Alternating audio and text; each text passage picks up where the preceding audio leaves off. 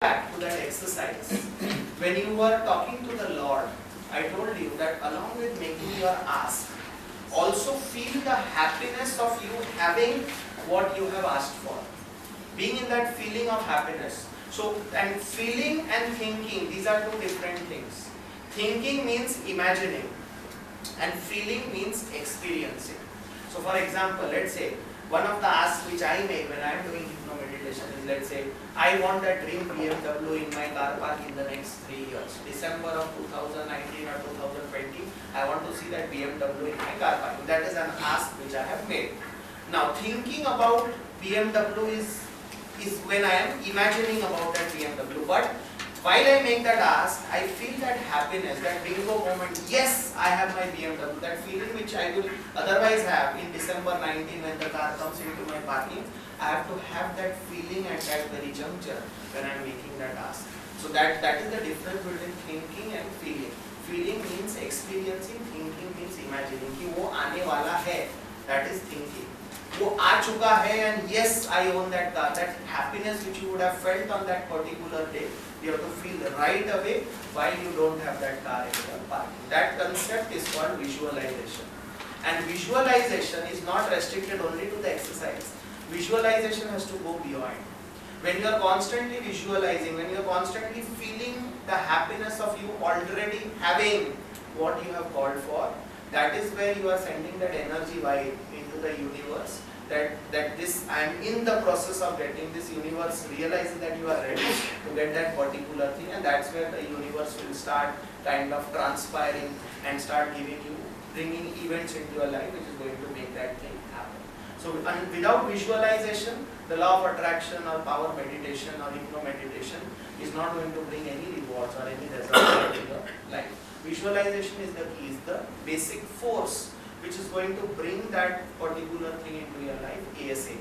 Stronger your visualization, stronger your feeling of you having what you want, the faster you are going to get that thing into your life. So that's number one, visualization. Second is called attitude of gratitude. Can somebody tell me what is the attitude of gratitude? Any clue? What attitude of gratitude is? Feeling thankful for what you have. Yes, feeling thankful for what you have. So rather than craving to God and crying and saying, God, I want this, God, I want that, why didn't you give me this, why didn't you give me that? Thank God and say, thank you, God, for all these good things that you have given me. When you thank God for the good things that you have, the aura you are creating for yourself is, around you is, I am living in abundance. And I want more abundance in my life. By thanking God, you are exhibiting the abundance in your life. No shame in admitting that a roadside laborer taught me the concept of attitude of gratitude. Because this happened several years back when I had just started with my first job. And in that first job, within 1 year of my job, I had purchased my first home, which was a decent 2 BHK home in a good locality in Vileparle, which is considered as one of the good suburbs of Mumbai. And I purchased that house, and before that we did not have a house of our own. So buying your first house in the first year of employment is a matter of time, is a matter of achievement for anybody. And I felt very happy about it. But at the same time, one of my seniors with whom I was working purchased, he was several designations higher than me, he purchased a 3 BHK house in a much better locality in Vileparle. In a much posher building, newer building, I purchased in a second-hand building, he purchased in a first-hand building. So now the moment he purchased his home, my happiness converted into sorrow. Now I was not happy about the 2 BHK home that I had, because like, God, why did you give him a 3 BHK in such a good building in Parla, and he only a 2 BHK in such a sada hua building, brought-up building in Parla. And I felt disgusting about that situation. Now most of us think like that. We are so comparative in our life. We will never be happy with what we have. We compare with others. So I was also like that. And I was very young at that time, very immature. So I still remember that night. We were traveling from our office to Parla. My senior was dropping me in Parla. The same person whom I was jealous of. I was in his car and he was driving. He was on the driver's seat. There were 2 other people in the car and I was sitting on the back seat, exactly behind the driver, behind my senior.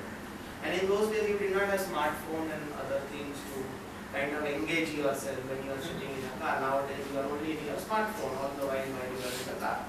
Those days, good old days, those Nokia Dabba mobiles, so you could not play with your mobile. Snake was the only game you could play. On that mobile, how much snake would you play? So this was 11:30 in the night. These were days when that Santa Cruz flyover, Bacola flyover on the highway was being made near airport.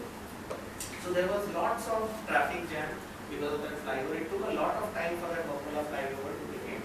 It was 11:30 in the night. The month was July or August, a month where there was heavy rain, and we got stuck below that flyover around 11:30, maybe quarter to 12 in the night. And as we got stuck, we were there for about 15 minutes below the flyover. On my right, I could see, so when the flyovers are constructed, those laborers kind of make their makeshift homes below the flyover and stay there. So here was a laborer family. There was a man, there was a woman, and there were two kids. One of the kids would have been, 5-6 years old, he was a boy. And the other kid was so small, he or she was an infant, maybe 3-4 months old. And I could not gauge whether it was a male or a female. All four of them were sleeping at the edge of the flyover, below the flyover. And they were so poor. They had a tarpaulin roof, the plastic tarpaulin roof which most houses put in Mumbai during the rains. They were so poor that they could not afford a new tarpaulin roof. And there were holes in that. How much would a tarpaulin roof covering a bed of 4 cost? Maybe 100 rupees, 150 rupees at best. They were so poor they could not afford a new one. They had a tattered one with holes in it. And while we were stuck, it started raining suddenly. So the moment it started raining, water started coming from those holes and started falling on all four of them. Immediately the man, he got up. I could see him. He was just barely 10-15 feet away from me. We were at the edge of the flyover. I could see what he is doing. His eyes are closed, so he's still sleeping. He gets up, he sits in a sitting position. He puts his hand like this on one of the holes, which is there on the tarpaulin.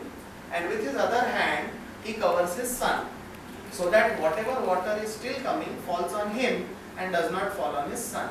And so was the case with the wife. The wife also got up. She put her hand on one of the holes and she covered her infant daughter or son, whatever it was. And they had placed the son and the daughter so strategically that least water would come on them. For 15 minutes we were stuck. 15 minutes it rained. Continuously they were sleeping like that. And after 15 minutes it stopped raining. The moment it stopped raining, this lady, this man, they just threw the water. Once again went back to sleep on their bed in normal position. And I told myself, oh God, every time it rains, these people are going to get up, put their hands like this and protect their children. That was the time when I looked north and I said, thank you God for that 2 BHK house which you have given me. My children are not going to sleep like this tomorrow on the road with the tarpaulin roof. I am proud of what I have got. I have got as a gift from you. Thank you so much for what you have given me. Never again in my life am I going to be jealous of what others have. I am going to be happy with what you have given me. And I had tears in my eyes. Nobody knew why I was crying in sitting in the car. Others were all laughing. They would not have even observed that I had tears in my eyes. He taught me such a big lesson. Just out of his silence, out of his actions, a poor roadside laborer taught me what is attitude of gratitude. Within 2 years of me thanking God, after that I never felt sad about not having a house. I never craved. Within 2 years, I moved to a 3 BHK house in a better locality. I purchased multiple properties thereafter. There was no looking back, looking back from a real estate perspective in my life thereafter. So a laborer, no shame in admitting that a roadside laborer taught me what is attitude.